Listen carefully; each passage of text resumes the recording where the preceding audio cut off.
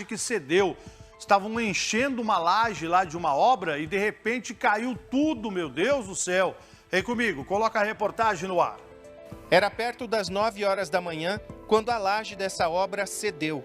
Diogo é um daqueles trabalhadores que aparece correndo sobre a laje e consegue escapar por pouco. Aí eu vi só que caiu a laje ali e não vi mais nada, porque daí eu corri, né? Eu corri e saí de cima da laje. Aí eu só vi ali embaixo, esse ombro ali. Sabe-se quem que estaria ali debaixo? Só meu patrão, acho, e um engenheiro da Conesul. No acidente, 3 trabalhadores ficaram feridos, 2 em estado mais grave, e foram socorridos pelo Corpo de Bombeiros. Josival é um deles. Ele nivelava a massa fresca que tinha acabado de chegar, quando tudo foi para baixo, de repente.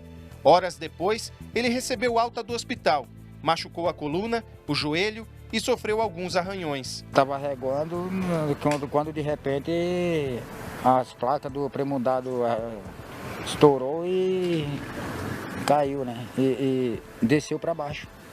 Comigo e o meu colega junto e mais outro, entendeu? Muito rápido, não teve nem como a gente escapar, não. Os socorristas conseguiram salvar 3 trabalhadores, mas ainda havia 2 desaparecidos e a hipótese de uma terceira pessoa, o que movimentou o Corpo de Bombeiros, engenheiros voluntários e técnicos da Defesa Civil. O problema é que para chegar até aos escombros era uma tarefa muito difícil e arriscada ao mesmo tempo.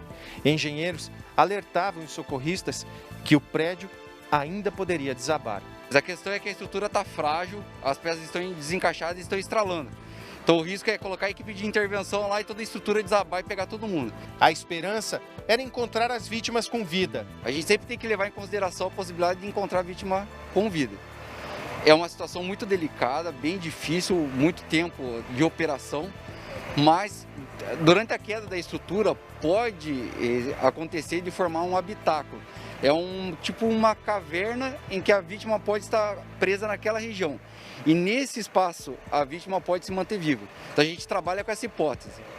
Ainda pela manhã, um grande esquema de resgate foi organizado.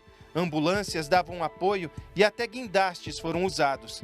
Do lado de fora, familiares e amigos aguardavam ansiosos por notícias. A primeira estratégia dos socorristas foi usar água para retirar o cimento da laje, que ainda estava suspensa, mas a massa já tinha secado. Depois, eles resolveram tirar peça por peça do que ainda sobrou daquela parte da obra. Um trabalho minucioso. Já era noite, quando por alguns minutos, todas as máquinas e veículos foram desligados. Tinha chegado a hora de tentar fazer contato com as vítimas, mas a resposta tão esperada não chegou. As buscas continuaram. Pelo alto, placas de cimento foram retiradas pelo guindaste, enquanto o outro mantinha uma das colunas quebradas suspensas, até que os socorristas conseguiram chegar perto das vítimas, depois de 12 horas de operação.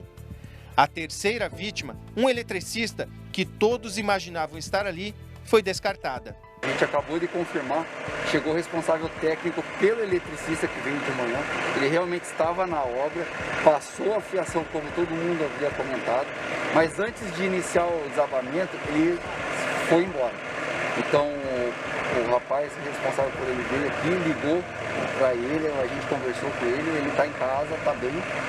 Então, confirmado 2 vítimas no local. Infelizmente, já estão em obra. As vítimas eram os engenheiros responsáveis pela obra.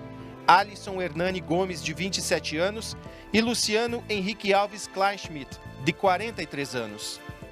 Tá, e os que morreram foram os engenheiros. Por quê? Porque eles estavam fazendo a vistoria na obra no momento que a laje estava enchendo. Os trabalhadores estavam na parte de cima e os engenheiros estavam embaixo, acompanhando ali o enchimento da laje. Tinha até a preocupação com o eletricista, né? O eletricista foi lá, passou as mangueiras que tinha que passar e foi embora. E até achavam que eles estavam ali porque eles não conseguiam contato com ele. E aí depois o patrão conseguiu falar com o funcionário, ele já estava na casa dele, então ele não estava na obra. E os rapazes que estavam na parte de cima da laje enchendo, conseguiram correr alguns, outros desceram junto com a laje, mas conseguiram sair ileso. Já os 2 engenheiros que estavam naquele ponto, vendo a situação ali do momento do enchimento da laje, é que foram atingidos e, lamentavelmente, os 2 engenheiros morreram no desabamento dessa laje lá em Foz do Iguaçu. Eles estavam enchendo a laje mais ou menos na hora do almoço e só durante a madrugada que os corpos foram retirados do local. Meu Deus, que Deus conforte a família desses 2 engenheiros, o desespero deles ali acompanhando e eles esperando, né, uma notícia boa, se alguém falasse ali no ponto, porque os bombeiros também não conseguiam entrar